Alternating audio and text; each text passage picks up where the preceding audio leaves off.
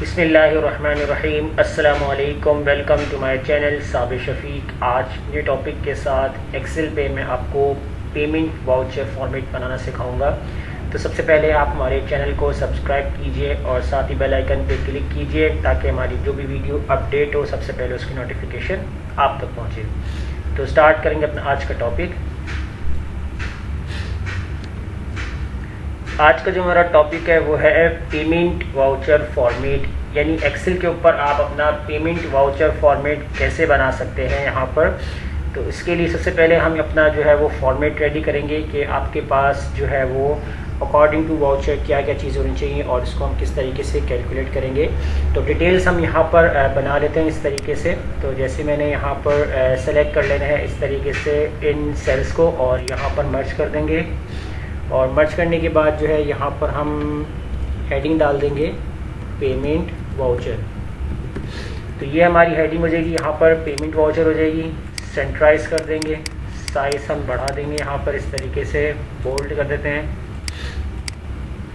और इसके बाद जो है यहाँ पर इस एरिया को इतना सेलेक्ट कर लेते हैं यहाँ पर और इसको भी मर्ज कर लेते हैं। और यहाँ पर हम पीवीटी कंपनी नेम, यानी कि जो भी आपका कंपनी नेम होगा तो वो हम यहाँ पर राइट करेंगे इस तरीके से। जैसे प्राइवेट कंपनी लिमिटेड, जो भी कंपनी का नाम होगा वो यहाँ पर आएगा आपका इस तरीके से। इसको भी हम थोड़ा सा बड़ा कर देंगे, बोल्ड कर देंगे। उसके बाद ये वाला एरिया जो होगा यहाँ पर आप इस तरीके से सेलेक्ट करके इसको आप यहाँ पर नाम दे दें। जैसे कि जिस मंथ का आपका वाउचर होगा वो आप यहाँ पर नाम लिख दें। जैसे मैं यहाँ पर कोई भी एक मंथ सेलेक्ट कर लेता हूँ। जैसे मेरे जो मंथ है मंथ ऑफ जनवरी, तो मंथ ऑफ जनवरी मैंने यहाँ पर इस तरीके से सेलेक्ट कर लेना है। इसके बाद इसकी जो फॉर्मेटिंग है वो हम यहाँ पर कर लेते हैं। तो डिफरेंट कलर वाइज आप चाहें इसमें करना चाहें आप इसमें कर सकते हैं। तो मैं यहाँ पर फ़िलहाल कोई भी फॉर्मेट इस तरीके से अप्लाई कर लूँगा। अब उसके बाद जो है यहाँ पर मैं थोड़ा सा गैप दे देता हूँ और यहाँ से जो अपना फॉर्मेट है वो रेडी करना शुरू करता हूँ। तो पहले जो हमारे पास यहाँ पर होगा, जिसमें हमारे पास होगा सीरियल नंबर हो जाएगा। सीरियल नंबर के बाद यहाँ पर हमारी जो मज़ीद हेडिंग आएगी उसके अंदर आ जाएगी हमारे पास रिसीप्ट नंबर आएगा। जो भी आपका जो रिसीप्ट नंबर होगा वो मेंशन होगा यहाँ पर। उसके बाद जो है यहाँ पर आपके पास आएगा पेमेंट मेथड आ जाएगा। तो पेमेंट मेथड हम यहाँ पर राइट कर लेते हैं इस तरीके से। और थर्ड इसमें आपके पास जो यहाँ पर जो नेक्स्ट कॉलम की जो हेडिंग आएगी वो आ जाएगी आपके पास डिस्क्रिप्शन।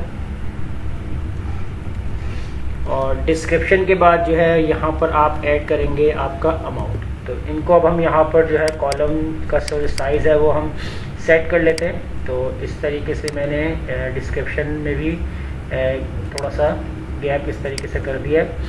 अब यहाँ हम क्या करेंगे, सीरियल नंबर वाइज यहाँ पर जो है वो ड्रैग कर लेते हैं। अब जितने आपको रिकॉर्ड बनाने हैं उतने ही यहाँ पर आप ड्रैगिंग कर लें। तो फ़िलहाल मैंने यहाँ तक जो है वो 10 तक ड्रैग कर लिया है। उसके बाद जो रिसीप्ट नंबर होगा तो रिसीप्ट नंबर भी आप अपने हिसाब से जो भी इसके अंदर ऐड करना चाहे कर सकते हैं ऐड इसके अंदर। अब रिसीप्ट नंबर ऐड करने के लिए हम यहाँ पर क्या काम करेंगे, अब जैसे यहाँ पर अब मुझे अपनी जो सीरीज़ है वो 0 से शुरू करनी है, 001 002।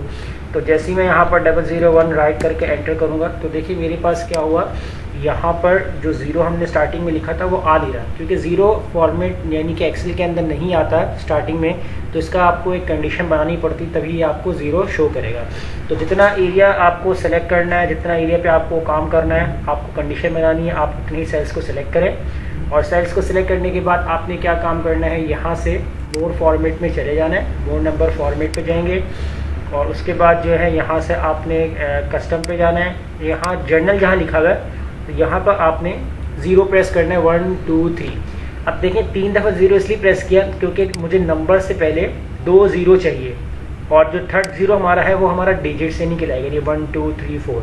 अगर 1 0 चाहिए होता तो मैं यहाँ पर 2 लगाता। अभी मुझे 2 चाहिए तो इसलिए मैं यहाँ पर 3 0 ऐड कर रहा हूँ, क्योंकि 1 0 हमारा जो लास्ट है वो डिजिट के लिए होगा 1 2 3, और जो 2 0 हम लगा रहे हैं वो हमारे डिजिट से पहले जो आपको सीरीज चलानी 0 की वो आप इसलिए लगा रहे हैं। अब इसको हम कर देंगे ओके। तो देखें यहाँ पर आ चुका है। इस तरफ देखें यहाँ पर 002 ऐड करेंगे तो ऑटोमेटिकली जो आपका रिसीप्ट नंबर अब वो 0 के हिसाब से ऐड हो जाएगा। इसको हम कर देंगे ड्रैग।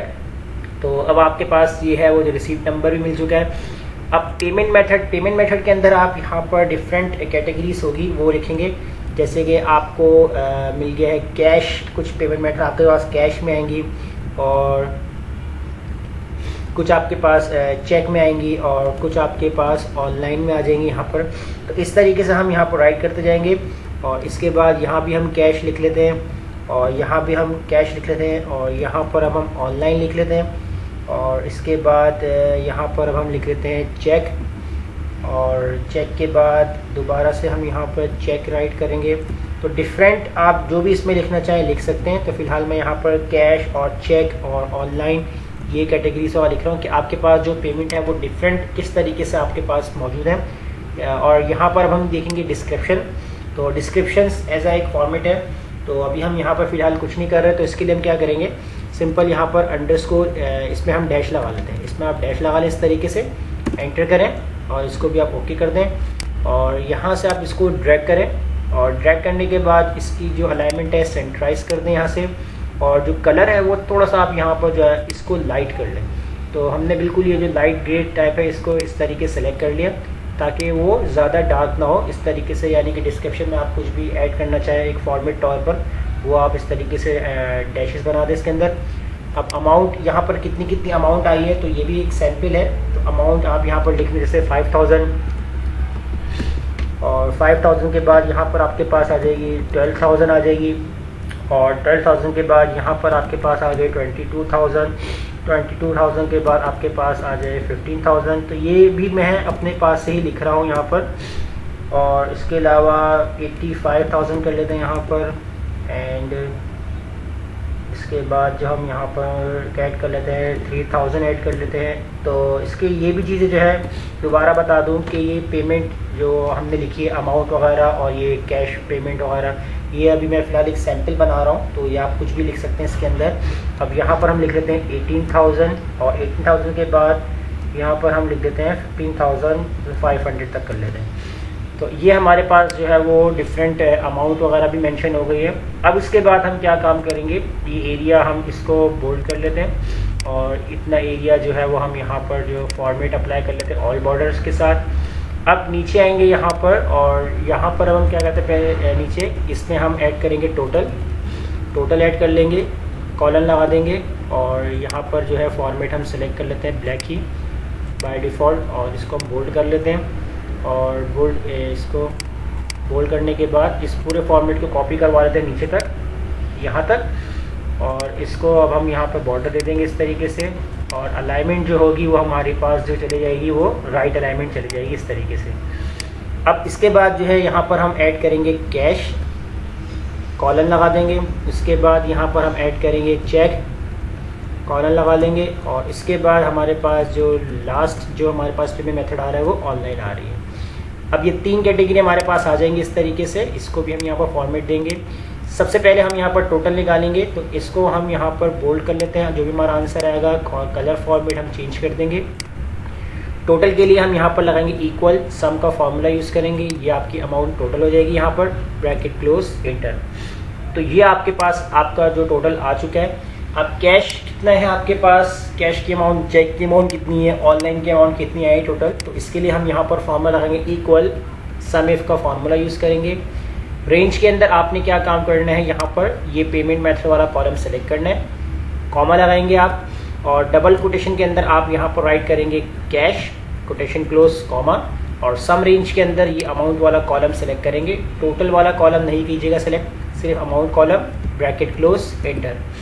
तो ये सिर्फ आपके पास टोटल कैश पेमेंट आपको कैलकुलेट करके दिखा रहा है कि सिर्फ कैश पेमेंट आपके पास कितनी बन रही है, चेक पेमेंट आपके पास कितनी बन रही है। इसके लिए आपने यहाँ पर वही फार्मूला यूज़ किया सम इफ रेंज के अंदर पेमेंट मेथड वाला कॉलम कॉमा कोटेशन के अंदर हम यहाँ पर लिख देंगे चेक कोटेशन क्लोज कॉमा और सम रेंज के अंदर हम यहाँ पर देंगे अमाउंट वाला कॉलम ब्रैकेट क्लोज एंटर।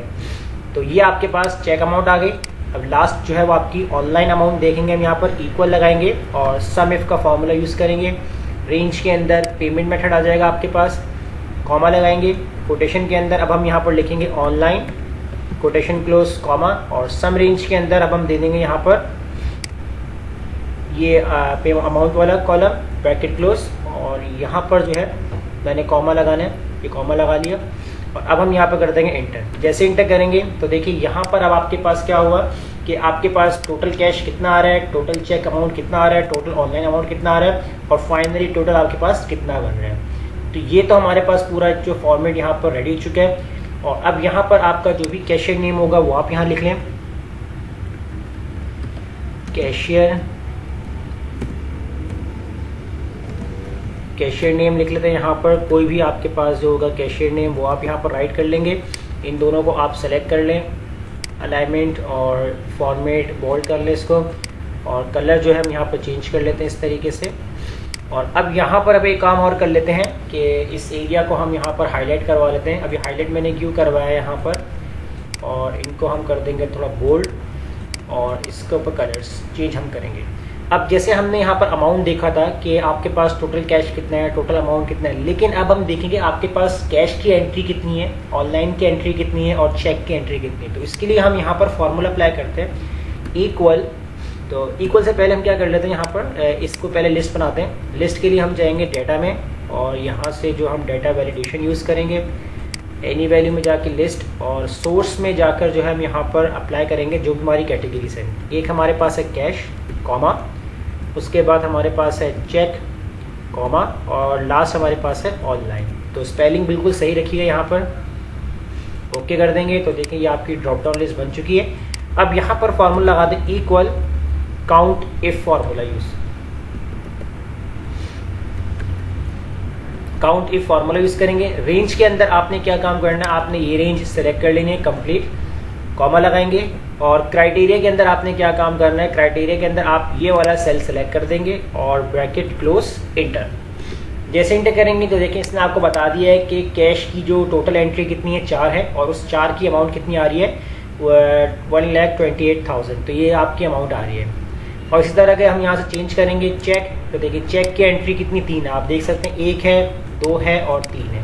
इसी तरीके से यहाँ पर आप देखें ऑनलाइन एंट्री, ऑनलाइन एंट्री में हमारे पास 3 आ रही हैं, कैश एंड पेमेंट हमारा जो एंट्री है हमारे पास वो 4 आ रही है। तो इस तरीके से आप नंबर ऑफ एंट्रीज भी देख सकते हैं अपने पूरे इस फॉर्मेट के अंदर, और टोटल अमाउंट भी दे सकते हैं आप different category wise, cash, cheque, online. तो इस तरीके से पूरा एक प्रॉपर आप अपना एक पेमेंट वाउचर फॉर्मेट एक्सेल के ऊपर तैयार कर सकते हैं, जैसे मैंने आपको आज की क्लास में बताया है। तो वीडियो अच्छी लगी लाइक कीजिए, फ्रेंड्स में शेयर कीजिए और हमारे चैनल को सब्सक्राइब करना मत भूलिएगा। मिलते हैं नेक्स्ट वीडियो में, शुक्रिया।